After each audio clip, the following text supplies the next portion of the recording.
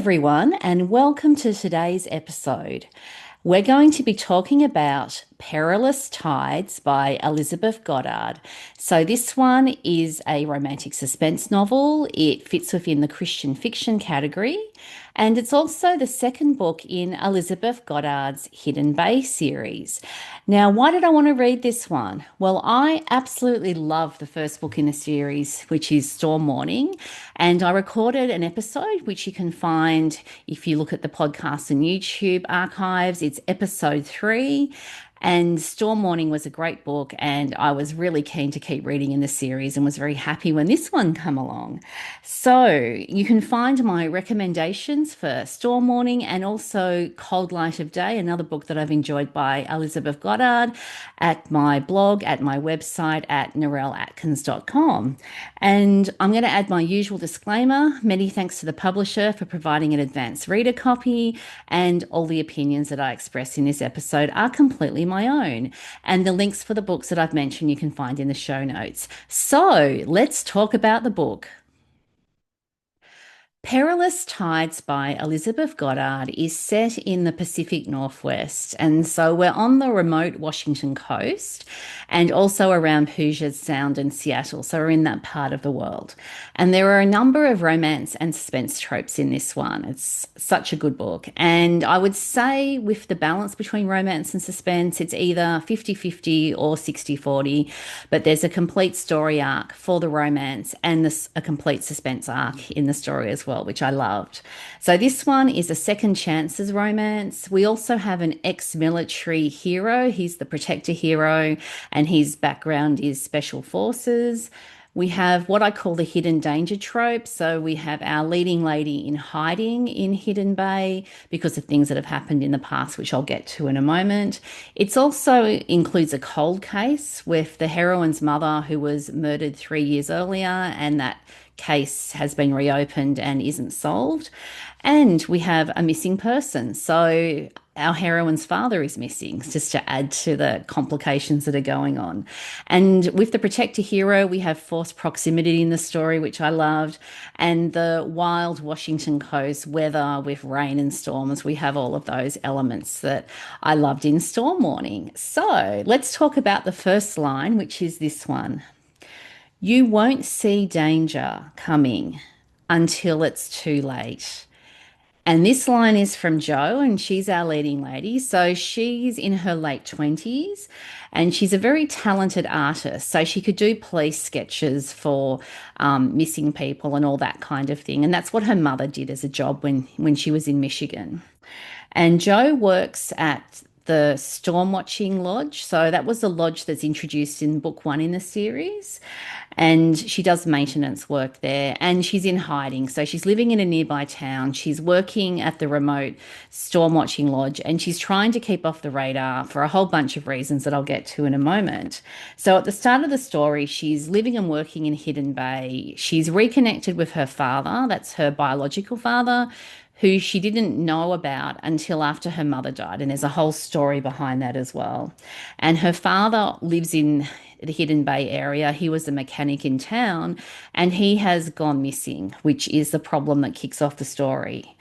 And her mother, who raised her, she had a stepfather who left when she was younger, but her mother raised her, and everything was fine in Jo's life until something goes wrong, and her mother warns her that if something bad happens to me, you need to disappear, and here's information on a safety deposit box you need to look at. And not long after, her mother warned her that something could go wrong. Something does go wrong. There's a car accident. Jo's mother passes away, and Jo knows, even though it looks like an accident, that from her mother's warning, it's not an accident. So that is what sends her to Washington and why she's in hiding. So she has a complicated family history, to say the least. So in chapter 1, when the story is opened, Jo's dad's missing, and she gets a lead that he might be in Seattle. So she goes to this place in Seattle and can't find him. She just misses him by a very short period of time. And then she caught the ferry there, so she's catching the ferry home, which will eventually get her back to Hidden Bay. And so I'm going to introduce Cole, our hero, before we go any further. So he's in his early 30s and he does security work and investigative work. He's previously special forces and he has quite a complicated work history, which I'm not going to go into because it will all come out in the story for you. And I don't want to give away any spoilers. So at the very start of the story, Cole was not around the area. He went to DC 3 months earlier because he had been in Hidden Bay and he'd started a romance with Jo, and then he told her he was going to DC and then he ghosted her. So at the beginning of the story, they're estranged and not in a particularly good place for that reason. So he's been hired by the person who is the sister of the suspect for Joe's mother's murder.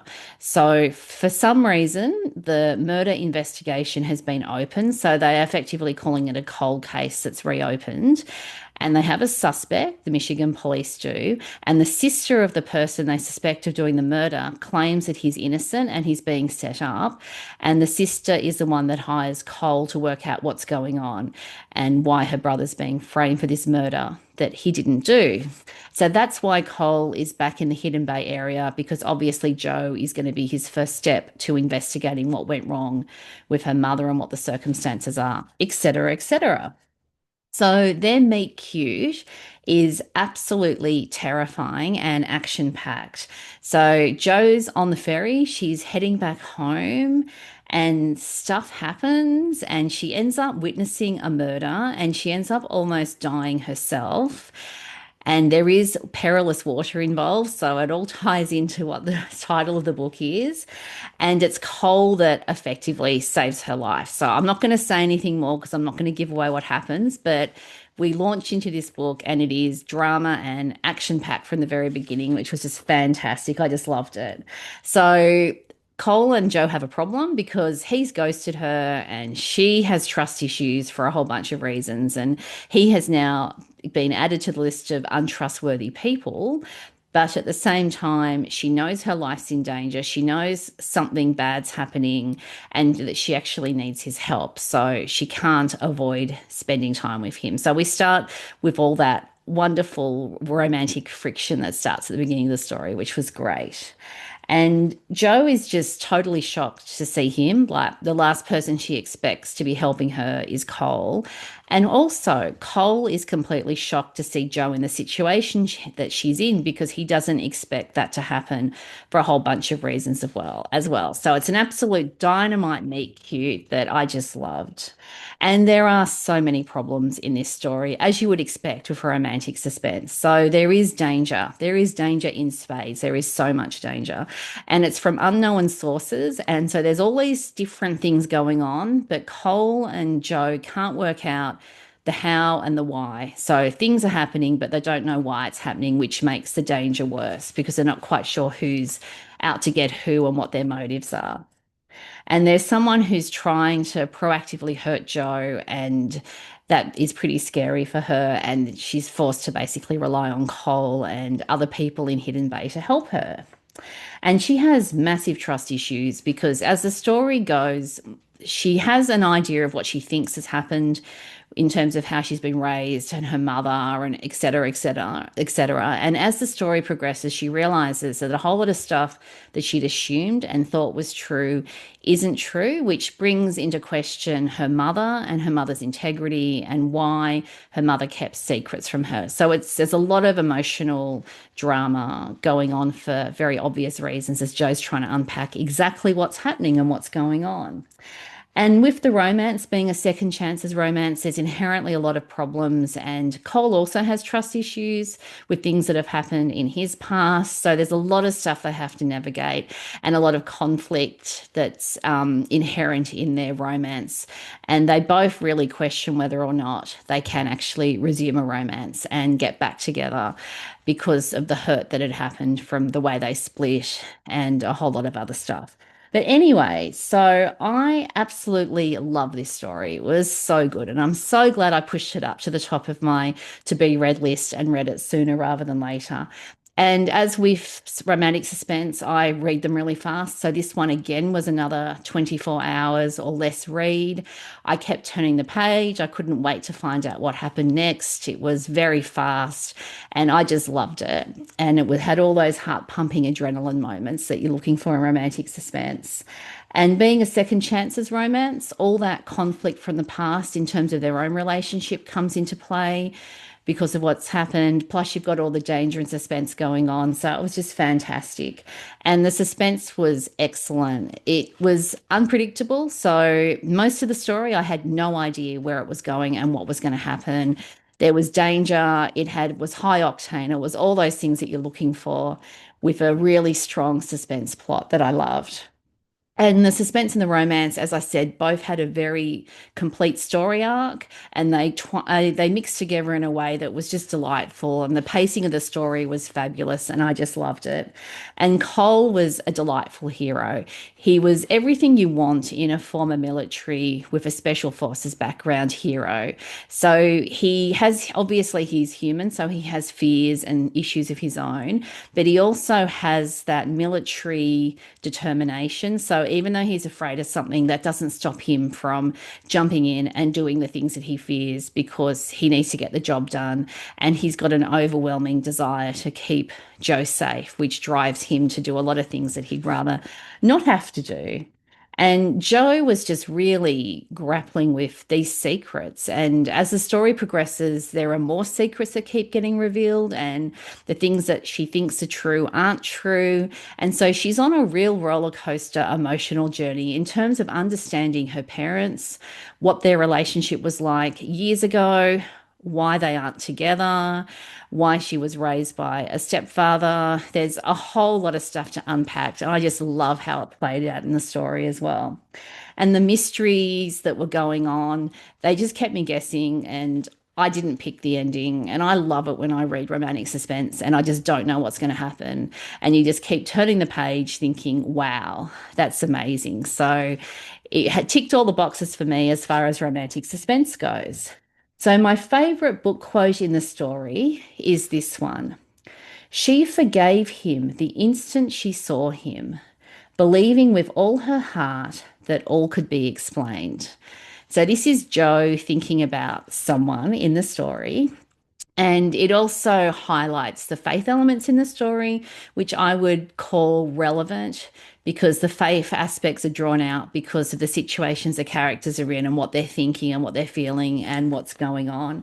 So we have forgiveness themes that need to be addressed in the story from things that have happened in the past.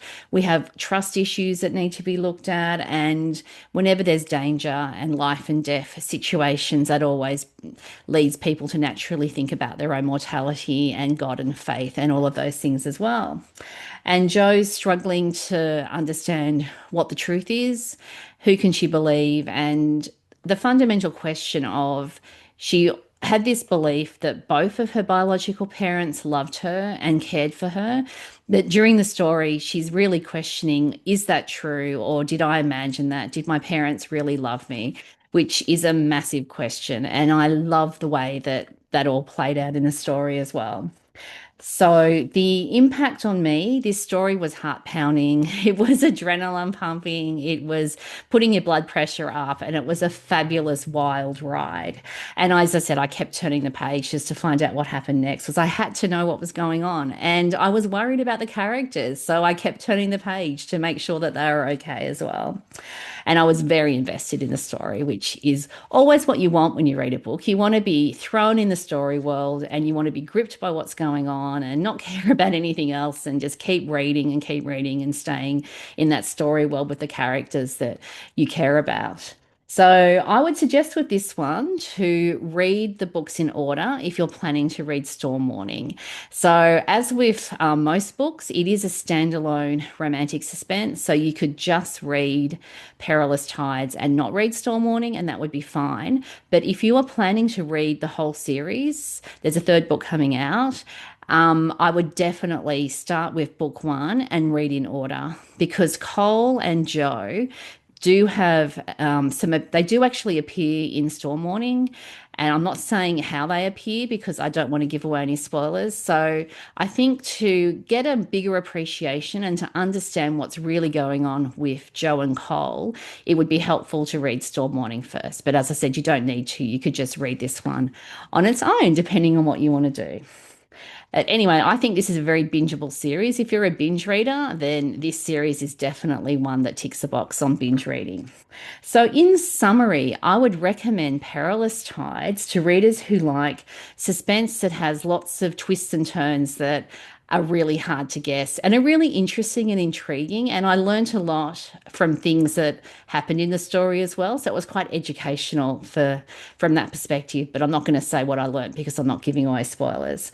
And if you like the dual suspense and romance where they're both intertwined and the pacing is just delightful, then you'll like this one. If you like second chance romances where the hero and heroine have some genuine problems that they have to overcome in the story to get to their happily ever after, then you'll like this one. And if you like the military hero who's the protector and puts his life on the line to protect his leading lady and the woman that he grows to love in the story, then you'll like this one. If you like your suspense where you're solving cold cases and when you've got missing people in the story that need to be found, then you'll like this one.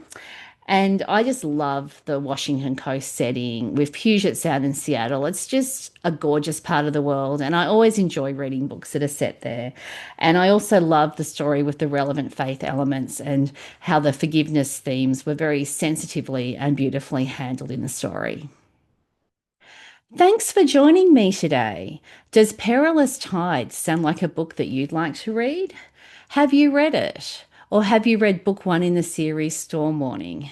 You can let me know. If you're listening on the podcast, you can send me a text via a link in the show notes. If you're watching on YouTube, you can like the episode and you can leave a comment at YouTube and let me know what you think. You can also email me via my website where I have a contact form, and that's at narelleatkins.com. And please subscribe if you've enjoyed listening to this episode, and that means you'll get a notification when I have future episodes that drop. And also, don't forget, if you've enjoyed this episode, please share it with a friend, especially a friend who reads romantic suspense novels and a friend who you think that would enjoy reading Elizabeth Goddard's books. All the books that I've mentioned, there'll be a link in the show notes. Thanks for tuning in and see you next time.